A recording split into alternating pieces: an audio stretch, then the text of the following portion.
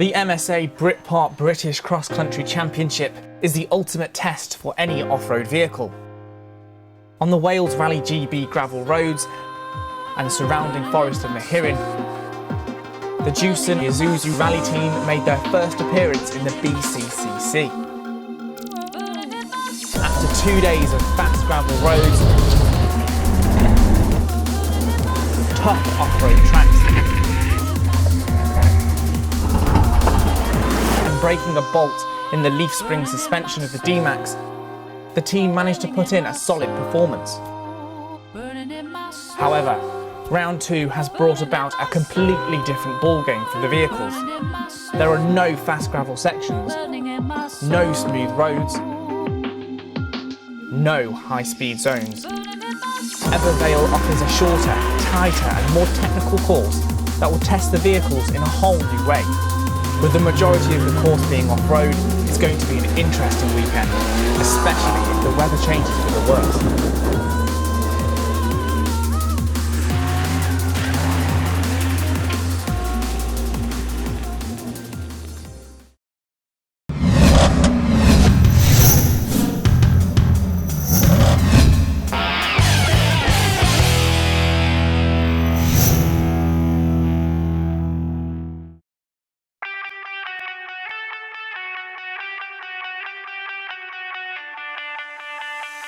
Jason and his crew get the D-Max set up and ready to go. We're at Evervale. We're just about to do our run through to check the course, and at the minute quite a lot of them are getting stuck within the first 50 yards, so it could be entertaining. Jason lets the others pass and follows along behind.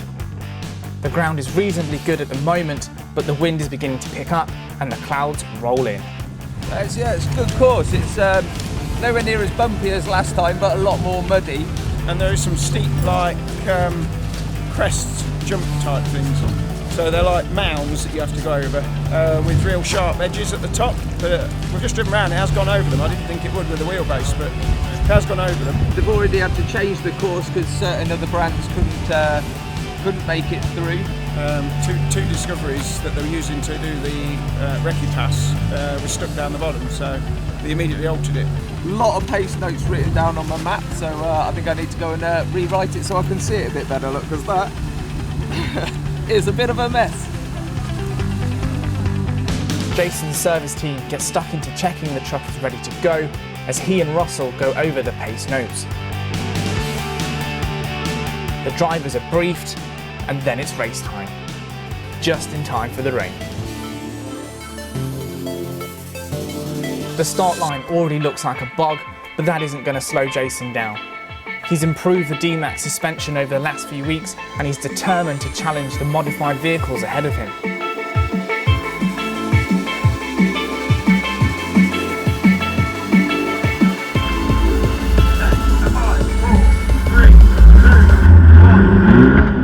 The start light turns green and the D-Max enters the rally.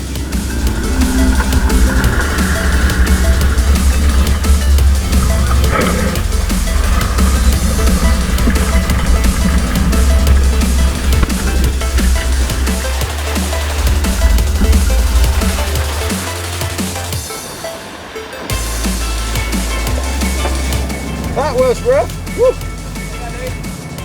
Felt like it injured me, that did. With a time of 7 minutes and 1 second, Jason is just over a minute behind the fastest time, but within touching distance of most of the field.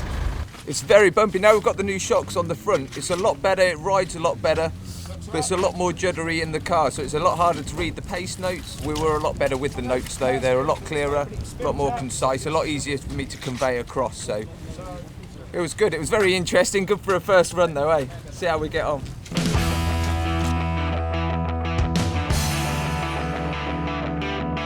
As soon as the D-Max is checked, Jason heads out to put up another fast lap.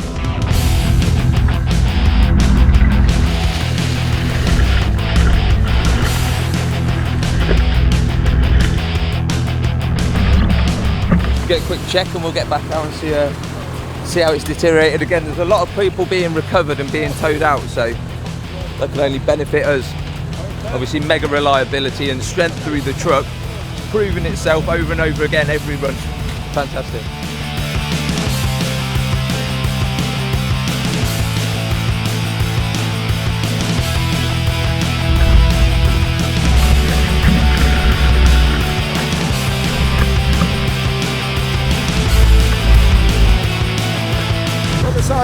near side rear puncher about halfway through that time, but we kept it going. It's a bit sideways on right-handers, but yeah, clean run actually apart from the puncher.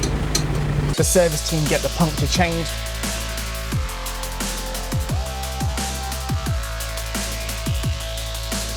and Jason heads out again.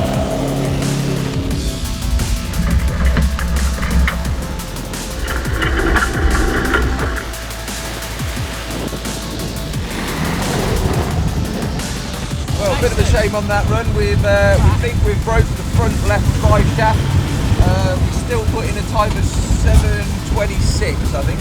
7:25, 75, so I think they'll wind that up to I don't understand what you mean. 7:26. So even with a broken drive shaft, that's not too bad. Luckily, because it's so close to our standard road vehicles that we've got here, we're just going to try and steal one off one of those and then try and find a replacement later. As their lap time drops below the 7-minute mark consistently, they begin to challenge all those around them. All seems to be going in Jason's favour as the big boys find the conditions difficult.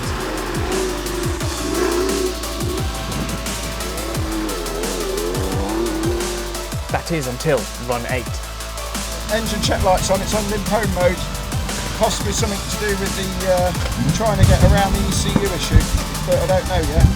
Jason and the team set about trying to reset the ECU to gain full power, but without a diagnostics laptop, they can't override the limp home mode. With 4 runs still to be completed, Jason heads out for 2 more runs with limited power. Designed to hold back on power when a problem is detected with the engine, the ECU limp home mode only offers limited power, and Jason's lap time increases by nearly a minute a run. After lending an ECU diagnostic laptop, the ECU is restored to full power for the remainder of the day. So we just managed to get through day 1. Quite challenging for us. We had a puncher quite early on, had to drive most of the stage with the puncher on, didn't drop too much time. Toyo again, it stayed on the rim, so we were able to continue. I think we only lost like 26 seconds or something. We slowed down a bit when we had a broken CV joint. Then we've had a problem with the ECU. So we had to fix it by calling one of our friendly services out in an orange van with a laptop. So he reset the code and it's just done the last 2 runs on full power again. So that last run, it was actually 5 seconds, 6 seconds slower than our fastest time. So anyway, we're pleased to get to the end. We're going to give it a good clean up, good bolt check, and get it ready for tomorrow morning.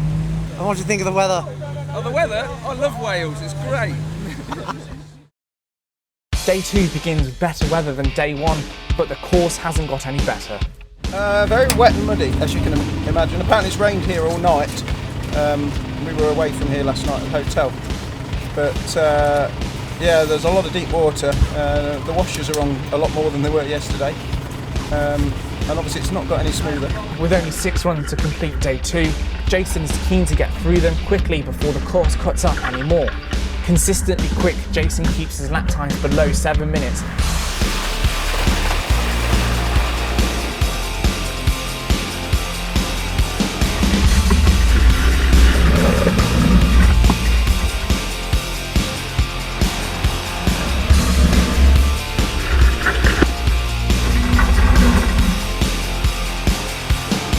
Even puts in 2 runs of 6 minutes 42 seconds, a lap time only beaten by 5 vehicles on day 2 and 50 seconds quicker than any Land Rover Freelander has managed all weekend. Hey! Spot on. That was incredible. And I can say so now, that was really good fun actually. Yeah. What a good event, great event. This has taken an absolute hammering and it's got us to the finish. So what more can you say? The wet, muddy and tired service crew all join Jason in his excitement, even though they don't show it. A truly remarkable weekend for the Jewson Isuzu rally team as they finished 9th fastest overall and ahead of modified performance vehicles such as the Tomcat Tornado, Tomcat 100 and Warrior Gemini. And less than a minute behind 8th place the next step of the ladder is clearly within sight. Hi there, yeah, my name's Andrew West and I race this Milner R5. Amazingly this weekend, in very wet and muddy conditions, I've managed to finish in first place, so I'm extra pleased to this weekend. I think because it's based on a standard D-Max, I think if the chaps can keep going round and putting in consistent times, then they will do well. Some of the prototypes are obviously faster, but they do suffer from breakages, and I think that's where the Isuzu's done well this weekend. We've won production class by a long way. I think it's getting on for 10 minutes probably. And we're mixing it with a few of the modifieds, which is quite nice. 2 or 3 of them, at least 2 of them I think are behind us. Yeah. And I don't think they've had any major issues either. We've beaten 3 of the full modified vehicles and we're quite close behind vehicles such that have got 750 brake horsepower and etc. So a lot of it is the reason that we've kept up is obviously the Isuzu standing up to everything that we've thrown at it, but then also driving talent against power. You know, it's not all about power. You have to get the vehicle through well to do well. So the next round is in Scotland. It's called Forest Lodge, sitting somewhere between Dumfries and Glasgow, and it's on the 7th and 8th of June. Jewson collects his trophies for Class B winner of round 1 and Class B winner of round 2, and the previously unfancied Isuzu D-Max looks to be an outside contender for the championship. After 2 rounds of the 2014 BCCC, Jason Sharp and the Isuzu Rally team are sitting in 6th position overall in series standings. With 131 points from 2 rounds and being only 35 points off the lead with 4 rounds remaining, anything can still happen. Subscribe to Isuzu Outdoor Life to stay up to date with Jason and the Jewson Isuzu Rally team as they make charge for the BCCC 2014 title. To find out more about the Isuzu D-Max, visit www.isuzooutdoorlife.co.uk.